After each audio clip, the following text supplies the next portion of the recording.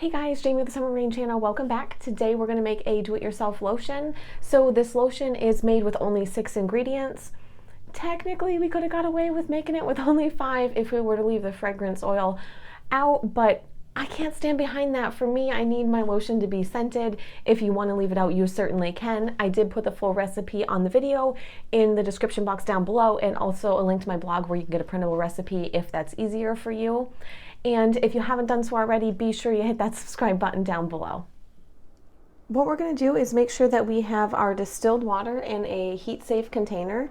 And to that, we're going to go ahead and add our vegetable glycerin.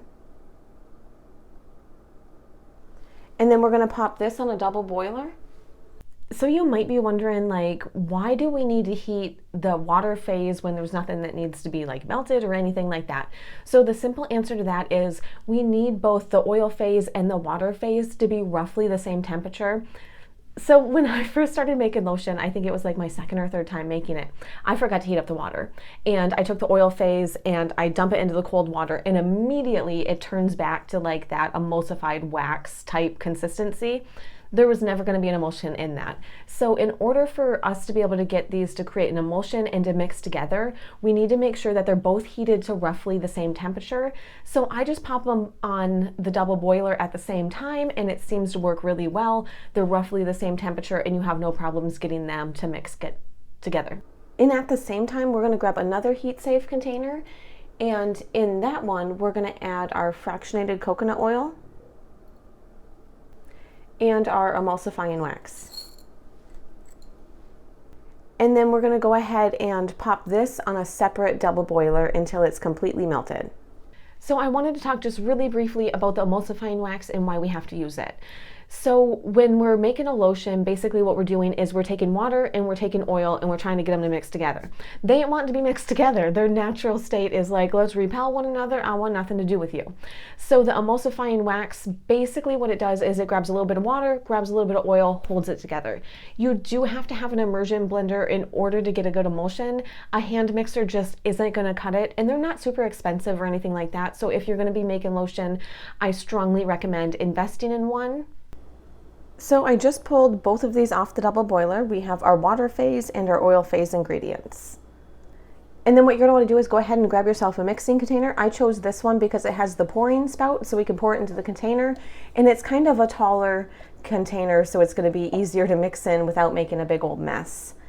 And to our container, we're going to go ahead and pop our water phase.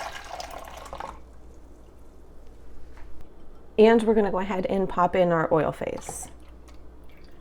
Now, once you pop in the oil phase, you'll notice that it'll turn like a white color. And we're going to come in with our immersion blender.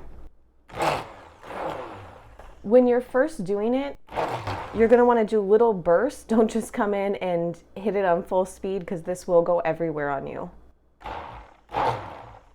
Now, I'm just going to let this sit for a few minutes, and then I'll come back and mix it again.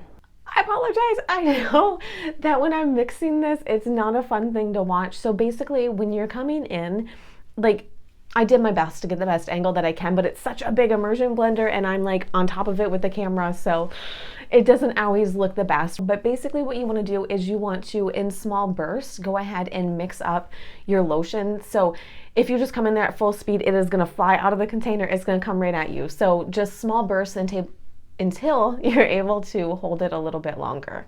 So now I'm going to go ahead and check my temperature.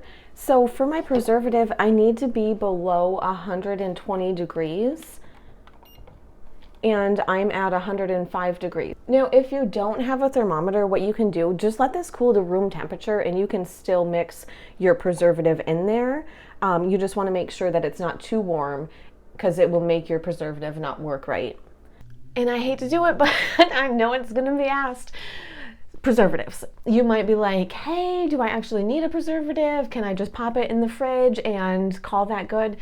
Unfortunately, you can't. So anytime you're using water in a formula, you have to use a preservative, or you're going to grow some pretty nasty stuff pretty quickly. Popping your lotion in the fridge probably isn't going to feel very good when you put it on, but it's also not going to be like a healthy thing. Like, I don't know how long it's going to last in the fridge before it starts growing mold and bacteria, but it's probably not going to be that long. Seriously, if you're going through the bother of making the lotion, I would add whatever preservative that you feel comfortable with, but we do have to preserve it in order to have it be safe. Otherwise, it's really not safe to be putting on your skin. So that's why we have to have the preservative. And at the same time, I'm going to add my oatmeal milk and honey fragrance oil. And then I'm going to come in and hit it with the immersion blender again.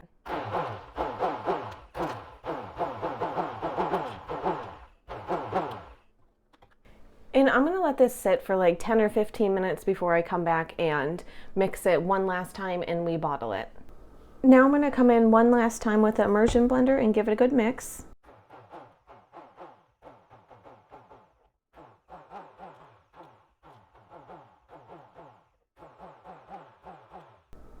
Now that we know everything is mixed well, while this is still in a very liquid form, I'm going to go ahead and pour it into my container. And this is why I like to use this container with the pouring spout. It makes it a lot easier getting the lotion into your container.